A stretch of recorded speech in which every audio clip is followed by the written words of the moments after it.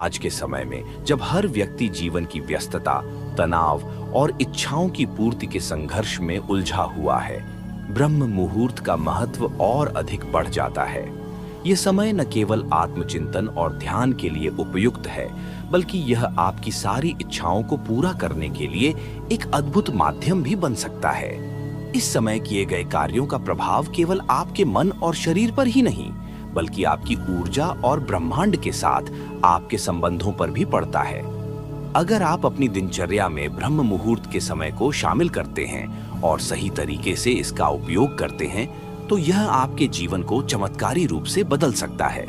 इस लेख में हम विस्तार से समझेंगे कि सुबह 4 बजे से 5 बजे के बीच उठकर कौन कौन से कार्य करने चाहिए और कैसे ये कार्य आपकी सारी इच्छाओं की पूर्ति में सहायक हो सकते हैं।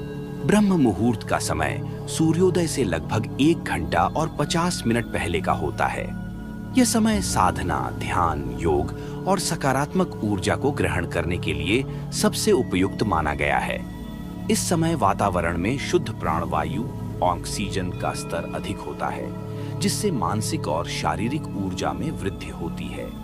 भारतीय शास्त्रों के अनुसार यह समय आत्मा और ब्रह्मांड के बीच गहरे संबंध स्थापित करने का होता है।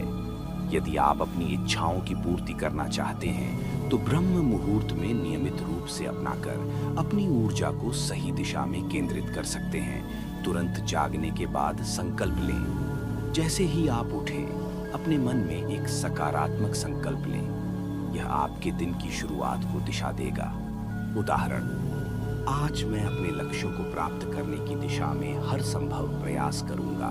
ब्रह्म मुहूर्त का महत्व और उससे संबंधित कथाओं का वर्णन भारतीय सनातन संस्कृति में अनादिकाल से मिलता रहा है।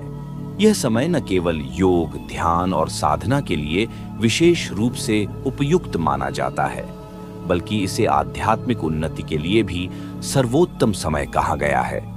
इस समय का महत्व शारीरिक, मानसिक और आध्यात्मिक संतुलन को प्राप्त करने में है। ब्रह्म मुहूर्त वह समय होता है जो प्रातः काल सूर्योदय से लगभग 1.5 घंटे पहले का होता है, जो कि रात्रि के अंतिम प्रहर का एक विशिष्ट समय होता है।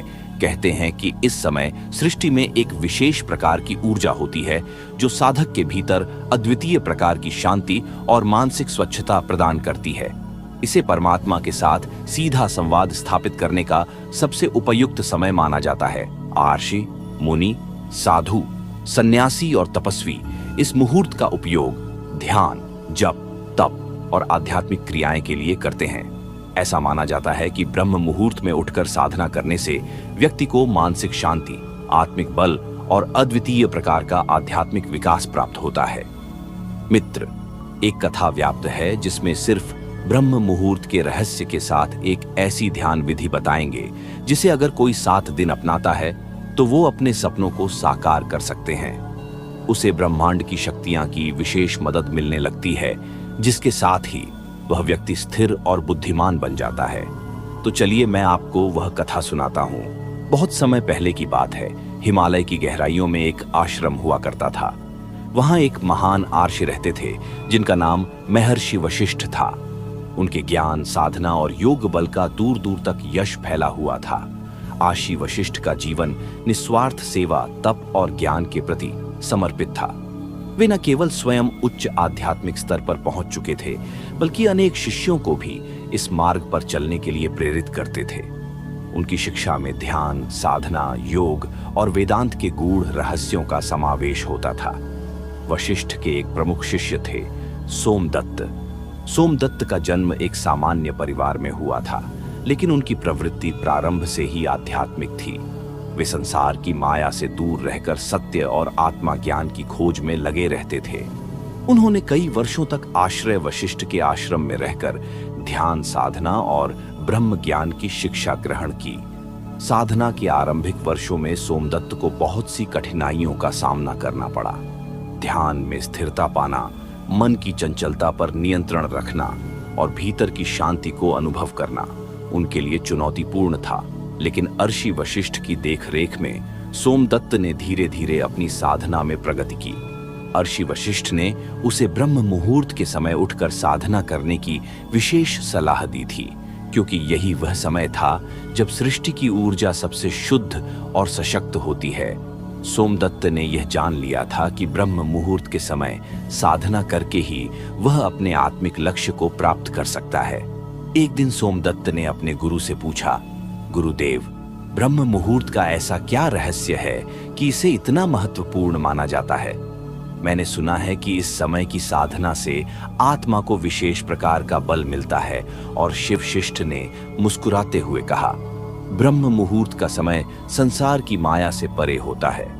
यह वह समय है जब पृथ्वी, आकाश और सृष्टि की सारी शक्तियां एक विशेष सामंजस्य में होती हैं। इस समय में हमारे मन और शरीर में भी एक अद्वितीय सामंजस्य पैदा होता है। साधक की चेतना इस समय सबसे अधिक शुद्ध होती है और उसे ब्रह्मांड की गहन ऊर्जा के साथ सीधा संपर्क स्थापित करने का अवसर मिलता है। आज ही वशिष्ठ ने आगे बताया, हमारा शरीर और मस्तिष्क दिन भर के कार्यों, इच्छाओं और भावनाओं से भरा रहता है, लेकिन ब्रह्म मुहूर्त में सब कुछ शांत होता है। जब तुम इस समय उठकर साधना करते हो तो तुम स्वयं को उन गहन ऊर्जाओं से जोड़ पाते हो जो तुम्हें संसार की माया से परे आत्म साक्षात्कार की ओर ले जाती है। सोमदत्त ने गुरु के वचनों को ध्यान पूर्वक सुना और निश्चय किया कि अब वह ब्रह्म मुहूर्त में अपनी साधना को और गहरा बनाएगा। उसने नियमित रूप से सुबह उठकर ध्यान और योगाभ्यास करना शुरू कर दिया। कुछ ही समय में उसने अपने भीतर एक अद्वितीय शांति और आत्मिक जागरूकता को महसूस किया। समय बीतता गया और सोमदत्त की साधना में निरंतर प्रगति होती गई। एक दिन आशी वशिष्ठ ने देखा कि सोमदत्त की साधना में अब कोई भी बाहरी या भीतरी अवरोध नहीं रह गया था। वे समझ गए कि सोमदत्त अब अपने आध्यात्मिक मार्ग पर काफी आगे बढ़ चुका है और उसे अब अंतिम ज्ञान प्रदान करने का समय आ गया है। लेकिन इससे पहले वर्षी ने निश्चय किया कि सोमदत्त की परीक्षा ली जाए। उन्होंने सोचा कि केवल ज्ञान प्राप्त करना पर्याप्त नहीं होता, उसे धारण करना और उसे व्यवहार में लाना भी उतना ही आवश्यक होता है। अगले दिन आशीष वशिष्ठ ने सोमदत्त को बुलाकर कहा, पुत्र, अब समय आ गया है कि तुम अपने ज्ञान का सही परीक्षण करो। आज से तुम्हारी साधना को और कठिन बनाया जाएगा। क्या तुम इसके लिए तैयार हो? सोमदत्त ने विनम्रता पूर्वक कहा, गुरुदेव, मैं आपकी हर आज्ञा का पालन करूंगा, कृपया मुझे मार्गदर्शन दें। आशय वशिष्ठ ने कहा, आज से तुम्हें ब्रह्म मुहूर्त में उठकर साधना के साथ साथ जंगल में जाकर एक विशेष स्थान पर ध्यान करना होगा। उस स्थान पर प्रकृति के कुछ रहस्य छिपे हैं जिन्हें तुम समझ पाओगे। लेकिन ध्यान रहे, इस यात्रा में तुम्हें कई कठिनाइयों का सामना करना पड़ सकता है। तुम्हारा धैर्य और विश्वास ही तुम्हें आगे बढ़ाएगा। सोमदत्त ने गुरु की आज्ञा का पालन किया और अगले ही दिन ब्रह्म मुहूर्त में उठकर उस स्थान की यात्रा पर निकल पड़ा। वह जंगल के भीतर एक गहरे स्थान पर पहुंचा जहां सन्नाटा और शांति थी। वहां पहुंचकर उसने ध्यान लगाया और अपने मन को शांत किया। ध्यान के बीच अचानक उसे एक विचित्र अनुभव हुआ। उसकी चेतना में दो अद्भुत प्राणियों का आभास हुआ, एक विशाल गिद्ध और एक सुंदर तोता। गिद्ध आकाश में ऊंचाई से उड़ रहा था और उसकी दृष्टि हर जगह थी, जबकि तोता धरती पर अपनी सुरीली आवाज में गाना गा रहा था। सोमदत्त ने देखा कि गिद्ध का जीवन मृत शरीरों पर निर्भर था, लेकिन उसकी उड़ान ऊंचाई और स्वतंत्रता का प्रतीक थी। वहीं दूसरी ओर एक सामान्य जीवन जी रहा था, लेकिन उसकी आवाज में मधुरता और प्रेम का प्रतीक था। इन दोनों प्राणियों के माध्यम से सोमदत्त को जीवन के दो पक्षों का गहन अनुभव हुआ। गिद्ध ने उसे संसार की कठोर वास्तविकता का बोध कराया, जबकि तोते ने जीवन की मधुरता और सौम्यता को दर्शाया। यह अनुभव सोमदत्त के लिए प्रतीकात्मक था। उसने समझा कि साधना केवल संसार से दूर भागने का मार्ग नहीं है, बल्कि उसे संसार की कठोर वास्तविकता को भी स्वीकार करना होगा। उसे गिद्ध की तरह उच्च दृष्टि रखनी होगी, लेकिन साथ ही तोते की तरह मधुरता और सौम्यता को भी अपने जीवन में अपनाना होगा। जब सोमदत्त ध्यान से लौटा तो वह अपने अनुभवों से अभिभूत था। उसने तुरंत अपने गुरु के पास जाकर सारी बातें बताएं। आजी वशिष्ठ ने उसे गहन दृष्टिकोण से समझाया। गिद्ध और तोता दोनों ही जीवन के दो आवश्यक पक्ष हैं। गिद्ध मृत्यु और परिवर्तन का प्रतीक है, जबकि तोता प्रेम, संगीत और जीवन का प्रतीक है। तुम्हें इन दोनों पक्षों को संतुलित करना होगा। साधना का उद्देश्य केवल आत्मा ज्ञान प्राप्त करना नहीं है, बल्कि उस ज्ञान का व्यवहार में लाना और संसार के साथ सामंजस्य स्थापित करना भी है। सोमदत्त ने इस उपदेश को हृदय से स्वीकार किया और अपनी साधना को और गहन बना दिया। एक दिन जब ब्रह्म मुहूर्त का समय था, सोमदत्त ने ब्रह्म मुहूर्त में ध्यान करते हुए अपने भीतर एक अद्भुत शांति और जागरूकता का अनुभव किया। उसकी साधना अब उच्चतम अवस्था में पहुंच चुकी थी। जिस स्थान पर पहले विचारों की हलचल होती थी, अब वहां केवल शांति थी। उसकी आत्मा अब एक आकार हो चुकी थी। ब्रह्मांड की दिव्य ऊर्जा के साथ वह एक ऐसी स्थिति में पहुंच गया था जहां न केवल उसे आत्मज्ञान की प्राप्ति हो रही थी, बल्कि वह प्रकृति और सृष्टि की गूढ़ शक्तियां को भी समझने लगा था। उसी समय आशय वशिष्ठ ने दूर से सोमदत्त की स्थिति का अनुभव किया। वे जानते थे कि सोमदत्त अब अपनी साधना के शिखर पर पहुंच चुका है, लेकिन यह यात्रा यहां समाप्त नहीं होनी थी। संसार में रहते हुए उस ज्ञान को सजीव रखना और उस ज्ञान का उपयोग करके दूसरों की सेवा करना ही सच्चा लक्ष्य था। सोमदत्त की साधना की प्रगति देखकर आश्रित वशिष्ठ ने उसे एक और चुनौतीपूर्ण परीक्षा देने का निर्णय किया। उन्होंने सोमदत्त को बुलाया और कहा, पुत्र, तुम्हारी साधना में अब उच्चतम स्थिति आ चुकी है, लेकिन अंतिम ज्ञान की प्राप्ति के लिए तुम्हें एक और परीक्षा से गुजरना होगा। जीवन की साधना केवल एकांत में नहीं होती, इसे संसार के संघर्षों के बीच भी धारण करना होता है। तुम्हें अब अपने ज्ञान और ध्यान को व्यवहार में उतारना होगा। सोमदत्त ने श्रद्धा और समर्पण के साथ अपने गुरु की बात मानी। आशिवशिष्ठ ने उसे एक छोटे से गांव में भेजा, जहां विभिन्न प्रकार के संकट और समस्याएं थीं। गांव के लोग बीमारी, गरीबी और संघर्ष से जूझ रहे थे। आशी ने आदेश दिया कि सोमदत्त वहां जाकर उनकी सेवा करें, उनकी समस्याओं का समाधान निकालें और अपने भीतर के ज्ञान का उपयोग कर उनके जीवन में शांति और सद्भाव लाए। सोमदत्त गांव में पहुंचा और उसने देखा कि लोग कठिनाइयों से घिरे हुए हैं। वहां न केवल भौतिक समस्याएं थीं, बल्कि लोगों के मन भी अशांत और असंतुलित थे। वे एक दूसरे से बैर रखते थे और अहंकार और स्वार्थ ने उनके बीच के प्रेम और सौहार्द को नष्ट कर दिया था। सोमदत्त ने वहां जाकर सबसे पहले ब्रह्म मुहूर्त में ध्यान और साधना का प्रचार करना शुरू किया। उसने गांव वालों को यह सिखाया कि यदि वे इस विशेष समय में ध्यान करेंगे तो उनके जीवन में शांति और समृद्धि आएगी। धीरे धीरे गांव के लोग सोमदत्त की बातों को मानने लगे। उन्होंने ब्रह्म मुहूर्त में उठकर ध्यान और साधना शुरू कर दी। जैसे जैसे वे अपने भीतर की ऊर्जा को पहचानने लगे, उनके जीवन में बदलाव आने लगा। उनके मन की अशांति दूर होने लगी और वे एक दूसरे के साथ प्रेम और सौहार्द से व्यवहार करने लगे। गांव में अब शांति और संतुलन का वातावरण बनने लगा था। सोमदत्त ने गांव में रहते हुए न केवल ध्यान और साधना सिखाई, बल्कि वह अपने साधना के माध्यम से बीमार और दुखी लोगों की सेवा भी करने लगा। उसने अपनी योग शक्ति और ज्ञान से कई लोगों की बीमारियां ठीक की। गांव के लोग अब उसे केवल एक साधक नहीं, बल्कि एक संत और महात्मा के रूप में देखने लगे थे। गांव में सेवा करते हुए एक दिन सोमदत्त ने ब्रह्म मुहूर्त में अपने गुरु के उपदेशों को फिर से ध्यान में लाया। उसने सोचा कि अब उसे जीवन के हर पक्ष में ब्रह्म मुहूर्त के शुद्ध विचार और ऊर्जा को शामिल करना होगा।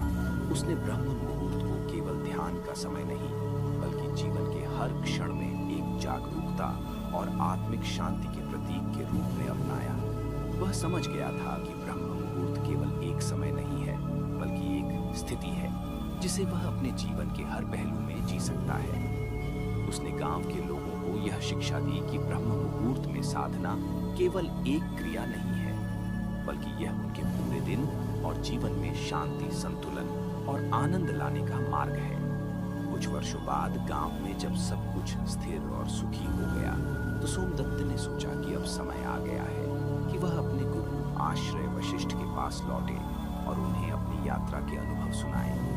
वह आश्रम लौट आया और अपने गुरु के चरणों में नमन किया। अर्ष वशिष्ठ ने उसे प्रेम पूर्वक आशीर्वाद दिया और कहा, पुत्र, तुमने अपनी परीक्षा सफलतापूर्वक पूर्ण की। अब तुम केवल साधक नहीं, बल्कि एक सच्चे ज्ञानी हो। तुम्हें जो ज्ञान प्राप्त हुआ है उसे संसार में फैलाना ही तुम्हारा धर्म है। सोमदत्त ने गुरु की बातों को हृदय से स्वीकार किया और उनसे विदा लेकर अपनी साधना और सेवा की यात्रा पर निकल पड़ा।